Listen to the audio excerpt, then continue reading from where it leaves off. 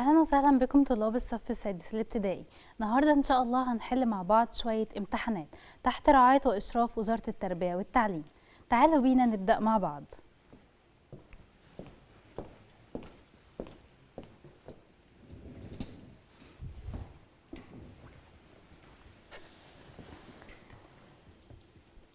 طيب هنحل النهارده مع بعض شوية موديل اكزامز هتبقى شبه اللي هتجيلنا آخر السنة.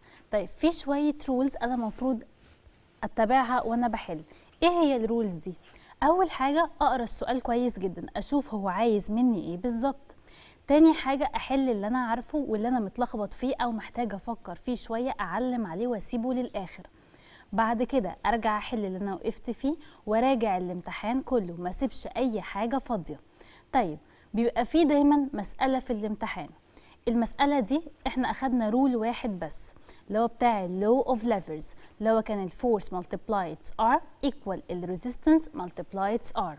دايما أول ما أشوف المسألة أكتب الرول بتاعي وأكتب في جنب الحاجات الجيفن اللي هو مديها لي، الأرقام اللي هو مديها لي، وابدا احل المساله ستيب باي ستيب. لازم اكتب الستيب باي ستيب بتاعتي.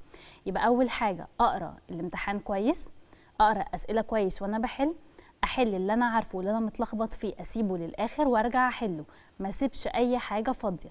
والمسائل بتاعتي اكتب الرول، اكتب في جنب الحاجات اللي مدهاني وابدا احل. تعالوا نبدا مع بعض. موديل اكزام 1. موديل اكزام 1 ده احنا بادئين بيه بcomplete the following statements. هيديني جمل والجمل دي فيها spaces، فيها شوية فراغات، وانا هكمل الجمل دي.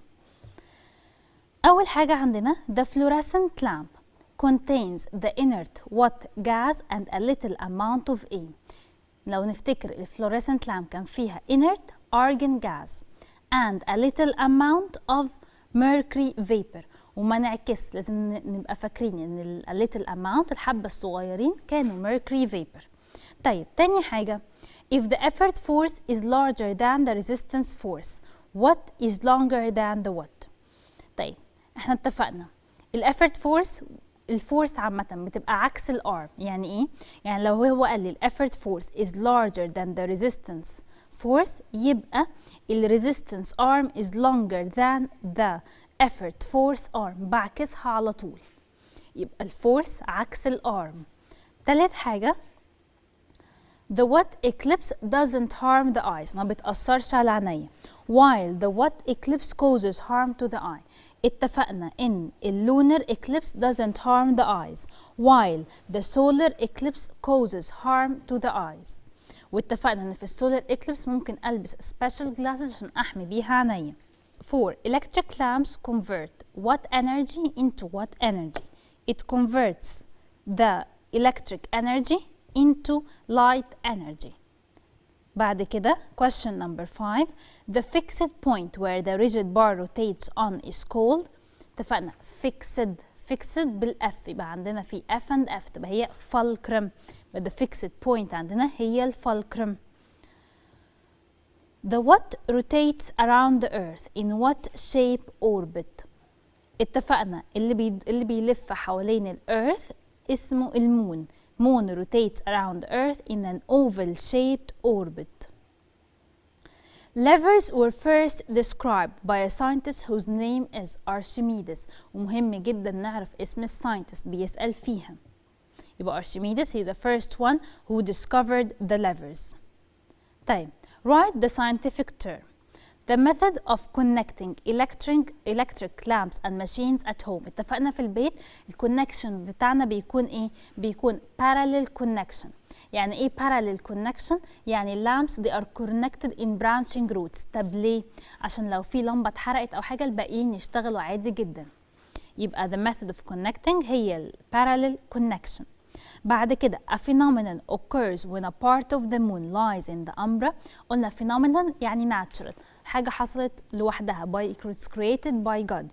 when a part of the moon lies in the umbra partial lunar eclipse. قلنا part of the moon يبقى ده partial lunar eclipse. لو قال لي a phenomenon occurs when the whole moon lies in the umbra لا ساعتها يبقى total lunar eclipse. فاقرا السؤال كويس جدا وانا بحل، لأن كلمة واحدة بتغير لي الإجابة. The type of levers where the effort force is always smaller than the resistance force. احنا اتفقنا اللي بيكون always smaller than the resistance force is the second class lever. والsecond class lever ده it always saves effort. The vital process by which green plants make their own food. ايه هي اسم البروسيس in which the plants make their own food؟ قلنا ان هي photosynthesis process. The energy needed for the plant to form its food. ايه هي الانرجي اللي البلانت بيحتاجها؟ هي الsunlight او الlight energy. Give a reason for. Give a reason for means you're going to tell me a reason. هتقولي ليه؟ هتقولي سبب. طيب. We should not look at the sun during the solar eclipse. ليه؟ أو what's the reason for إن إحنا ما نبصش للsun directly during the solar eclipse.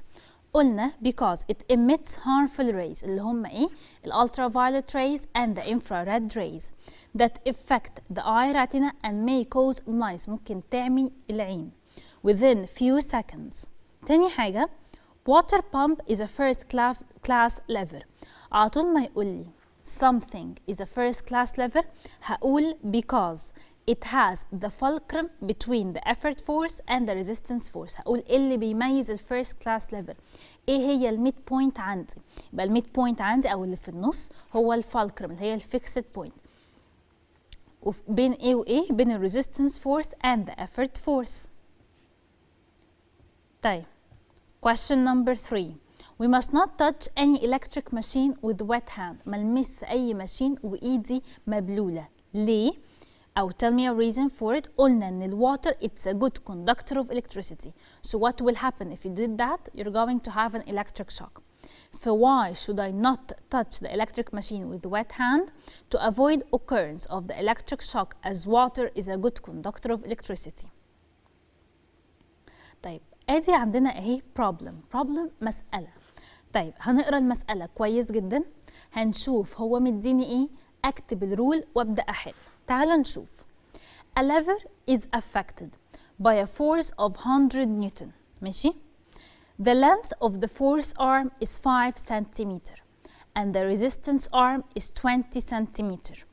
Calculate the resistance force and mention if this lever saves effort or not. أول حاجة قلنا هنعملها إيه؟ هطلع الحاجات الجيفن أحطها في الجنب. هو قال لنا الeffort force 100 أهو F equal 100 نيوتن. Force arm is 5 centimeter FA equal 5 centimeter. طيب هو عايز resistance force فحطيت جنبها exclamation question mark. بعد كده resistance arm is 20 centimeter. تاني حاجة هعملها إيه؟ أكتب الرول بتاعي. Force multiply its arm equal resistance multiply its arm. أبدأ أحط الجيفن بتاعي في الرول. والله 100 multiplied 5 equal resistance multiplied by 20. Then هعمل cross multiplication. Resistance force 100 by 5 divided 20 هيديني إيه؟ 25 نيوتن. ولازم أكتب اليونت النيوتن، يبقى لو force نيوتن لكن لو arm سنتيمتر. So the lever doesn't save effort. ليه؟ الافورت فورس عندنا 100 نيوتن اللي انا ببذله بالليفر بتاعي 100 نيوتن. طيب والريزيستنس فورس 25، يعني لو شنطه محتاجه 25 نيوتن عشان تتشال انا بشيلها ب 100 نيوتن. هل كده انا بسيف افورت بوفر مجهود؟ لا، it doesn't save any effort. What happens when the effort force is between the resistance force and the fulcrum؟ هيحصل ايه؟ The lever is a third class lever. The type بتاعه هيبقى third class lever. The earth prevents all the sunlight from reaching the moon. الأرث منعت كل السانلايت إن هو يوصل للمون surface. هيحصل إيه؟ total lunar eclipse. طب اشمعنى total؟ عشان قال all the sunlight. طيب عندنا هنا في diagram قدامنا. الدياجرام ده هو بيسألنا this device is what؟ ايه اسم الديفايس ده؟ الديفايس ده عندنا هو اللايت بلب. طيب مدينا شوية أرقام and he's telling us number 2 label the figure. عايزني أعمل labeling للأرقام دي. number 1 دي عبارة عن ايه؟ number 1 ده الجلاس بلب، ده اللي بيمنع الإير إن هو يوصل للتنجستن فيلمنت. طيب نمبر 2 مشاور على السبيس اللي جوه. السبيس دي ايه في اللايت بلب؟ ده ارجن جاز، ده الانرت ارجن جاز. طيب نمبر 3 مشاور على الفيلامنت. ايه الفيلامنت دي؟ دي التنجستن فيلامنت. طيب نمبر 4 it's the copper and lead wires. 5 the base of the light bulb. وبكده نبقى خلصنا موديل اكزام 1. هنبدأ دلوقتي في موديل اكزام 2. تاني افكركم واحنا بنحل الامتحان اقرا الاسئله كويس، ابدا احل اللي انا عارفه واللي انا مش عارفه اعلم عليه سيبوه للاخر، بعد ما اخلص احلهم وبعد كده ابدا اراجع وما اسيبش اي حاجه فاضيه. لقيت بروبلم قدامي ما خدناش غير رول واحد، force multiplied its arm equal resistance multiplied its arm. اكتب الرول بتاعي، اطلع الجيفن اللي في المساله او الارقام اللي مديهاني اكتبها في الجنب واحل المساله ستيب باي ستيب، ولازم اكتب اليونت في الاخر. تعالوا نبدا موديل اكزام 2 مع بعض. اول حاجه بيقول لنا complete the following. What and what are examples of first class lever؟ هنقول أي 2 examples بس يكونوا first class lever. عندنا في الكروبار it's a first class lever، وعندنا في السيزرز. طيب the types of lunar eclipses are عندنا في 2 total lunar eclipse and partial lunar eclipse. Number 3 the fluorescent lamp contains what gas and a little amount of what gas؟ اتفقنا الفلوريسنت لامب دي بيكون فيها argon gas and a little amount of mercury vapor. 4 any plant consists of a root system and a shoot system. طيب correct the underlined word. انا هصلح او هصحح بس الاندرلايند words، ماليش دعوه ببقيه السنتنس. شوف هو مخطط لي على ايه اصحح الجمله دي. The effort force and the resistance force are equal in the second class lever. بيبقى equal بس في الفيرست class lever مش في السكند. تاني حاجة the electric fire occurs as a result of passing the electric current through the human body. electric shock هي بتحصل لما electric current يعدي through the human body. Number 3 the electric lamp is used to change kinetic energy into light energy. من اسمها electric lamp يبقى change electric energy into light energy. Write the scientific term for each of the following. term يعني هنكتب كلمة واحدة أو كلمتين بالكتير، يبقى هو هيديني sentence وأنا أكتب الكلمة بتاعتي. السنتنس دي بتعبر لي عن إيه؟ أول حاجة the way where the bulbs are connected by branching roots. branching roots اتفقنا يبقى ده كده parallel connection. طيب تاني حاجة materials that allow electricity to pass through. بتallow electricity إن هي تعدي. ده عندي إيه؟ ده electric conductors. Number 3 a rigid bar that rotates around a fixed point and has the effort force and resistance force. ده كان definition بتاع إيه؟ بتاع الليفر. It's closed and continuous path through which the electric current passes. ده ايه؟ دي electric current electric circuit. يبقى تاني the it's closed and continuous path through which the electric current passes. دي electric circuit. The energy needed for the plant to form its food. البلانت بيحتاج which energy؟ الsunlight أو light energy. Give a reason for means هتقولي سبب، هتقولي why. He's going to give you a sentence and you're going to give him a reason. طيب the filament of the electric lamp is made of tungsten. اشمعنى بعمل الفيلامنت بالتنجستن؟ ليه؟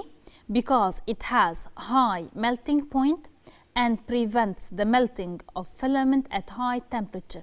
بيستحمل الtemperatures والheat، بيستحمل high temperature and the heat. Choose the correct answer. لازم اقرا الchoices كويس جدا عشان ساعات بتلخبط. All the following are bad conductors of electricity except. طيب اول ما اشوف كلمة except يعني كل الاوبشنز اللي قدامي او كل الchoices اللي قدامي هتبقى bad conductors ما عدا واحد هيبقى good conductor. طيب عندنا ايه الاوبشنز؟ في copper plastic and rubber. هتبقى الانسر بتاعتي ايه؟ except copper. copper ده هو الجود كوندكتور الوحيد هنا. طيب تاني حاجة، the lunar eclipse occurs in the what of the lunar month. قلنا it happens in the middle of the lunar month. ليه؟ عشان المون بيبقى في الفول فيز بتاعه. all the following are from the importance of levers except. أول ما أشوف كلمة except يبقى كل التشويسز عندي كلهم importance of levers ما عدا واحدة بس مش من importance of lever.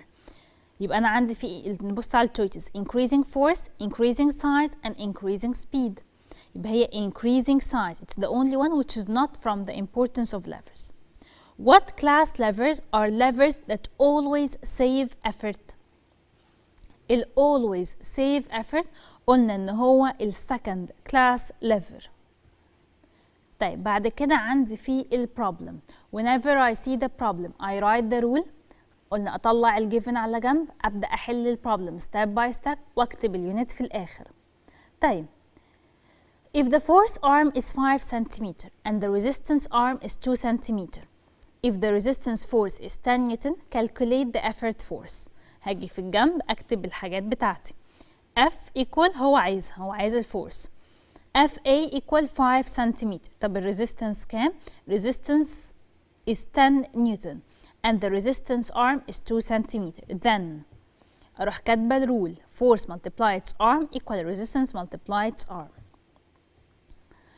So effort force by 5 equals 10 by 2. يبقى أنا عندي effort force هتبقى 4 واسكت، لا لازم أكتب اليونت 4 نيوتنز. طيب put right or wrong. السؤال ده لازم أقراه كويس عشان ساعات بيبقى put right or wrong بس، وساعات بيكون put right or wrong and correct mistakes أو correct the wrong one. فلازم أشوف هل هو put right or wrong بس ولا أحط right or wrong وأصلح الغلط اللي في السنتنس عندي. In houses, the electric lamps are connected in parallel, which is correct. They are connected in parallel عشان لو في واحدة اتحرقت الباقيين يشتغلوا عادي جدا. Number 2, the distance between the resistance force and the fulcrum is called the effort force arm. Distance يعني arm ما بين الريزيستنس والفulcrum، يبقى ده كده resistance force arm مش effort force arm. The scientist Newton invented the light bulb. This is wrong. مش Newton. The manual broom increases the speed. Wrong. It increases the distance. What happens when water is used to put out electric fire? تعالوا نفتكر قلنا ال water a good conductor of electricity. If I use it to put out the electric fires إيه اللي هيحصل؟ The fire will increase and could harm the rescuers as water is a good conductor of electricity. طيب هنبدأ نحل مع بعض دلوقتي model exam 3. Complete the following statements. Nutcrackers are from the what class lever while the scissors are from the what class lever. النutcrackers لو نفتكر هي second class lever، لكن scissors they are first class lever. Number 2, the filament of the light bulb is made of what? Because it has high what? It's made out of tungsten. Because it has a high melting point. What eclipse occurs when what comes between the sun and the earth? On a solar eclipse, when the moon comes between the sun and the earth. Electric wires are made of what? It's made out of copper. ليه؟ Because copper is a metal which is a good conductor of electricity. مديني عندنا opposite figure وهنجاوب أسئلة بناء على الفيجر اللي قدامنا ده. طيب the bulbs are connected in a the bulbs they are connected in series كلهم جنب بعض. طيب what happens if the bulb number 2 is burned؟ لو اللمبة رقم 2 اتحرقت هيحصل ايه؟ هيحصل ان the other two light bulbs are going to be turned off. هيطفوا. Write the scientific term. عايزني اكتب ايه هو scientific term؟ كلمة واحدة بس. Substance that don't allow the electricity to pass. electricity ما بتعديش through it. ده ايه؟ قلنا ده electric insulators. Number 2, one of the dangers of electricity that result from passing an electric current through the human body. لو نفتكر دي كانت electric shock. A fixed point fixed with the F which the bar rotates around. Fixed يبقى ايه؟ fulcrum. The lunar eclipse in which the whole moon lies in the umbra area of the earth. keyword عندي هنا ايه؟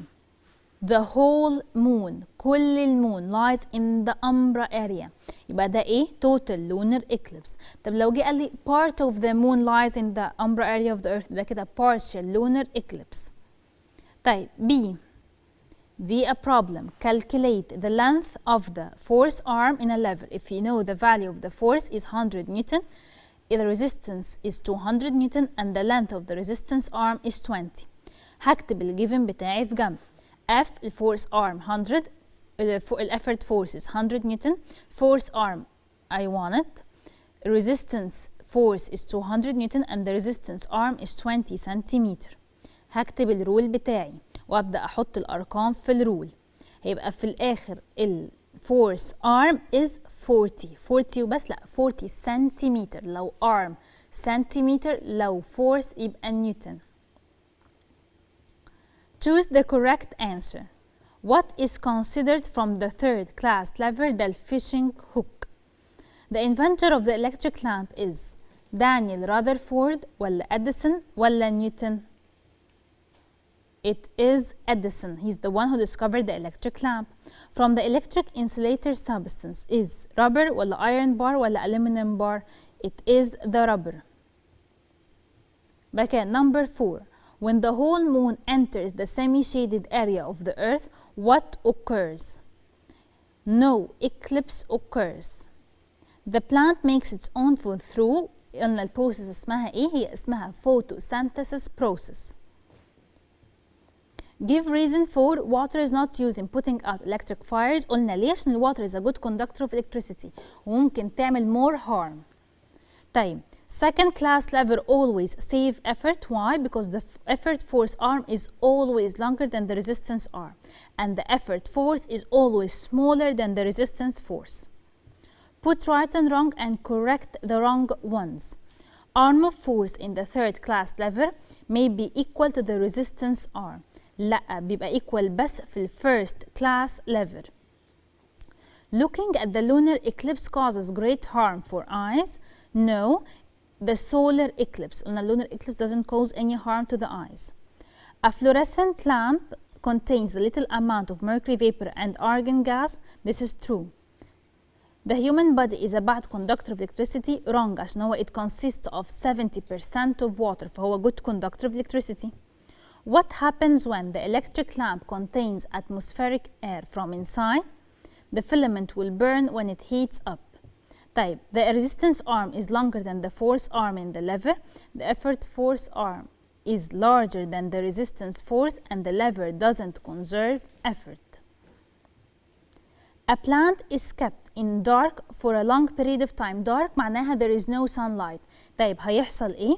The plant cannot make photosynthesis due to the absence of light. مش هيعرف يعمل photosynthesis. طب كده نكون خلصنا موديل exam 3. تعالوا نفتكر الرولز مع بعض واحنا بنحل. اول حاجة قلنا عندنا نقرأ الأسئلة كويس جدا، نحل اللي احنا عارفينه واللي احنا شايفينه صعب او محتاجين نفكر فيه نعلم عليه ونسيبه للآخر. بعد كده ارجع احل اللي انا سايباه واراجع الامتحان كله واتأكد ان انا مش سايبة اي حاجة. Then في certain rules لازم follow it while I'm solving the problem وانا بحل المسألة. اول حاجة اقرأ كويس جدا المسألة، اطلع الجيفن بتاعي في الجنب واشوف هو محتاج مني ايه بالظبط. محتاج مني effort force resistance force ولا effort force arm ولا resistance force arm، ونفتكر ان الفورس is with نيوتن لكن الارم is with سنتيمتر. طيب بعدها نكتب الرول، ابدا احط الارقام بتاعتي في الرول واكالكوليت اللي هو عايزه. كده المسألة خلصت؟ لا، افتكر كويس قوي اكتب اليونت بتاعتي، لو فورس نيوتن ولو ارم سنتيمتر. وبكده نكون خلصنا حلقة النهاردة. حلينا مع بعض الموديل اكزامز، 3 موديل اكزامز، عرفنا ايه هي الرولز اللي انا المفروض اعملها وانا بحل وكمان وانا بحل المسألة. اتمنى تكونوا استفدتوا. شكرا ليكم.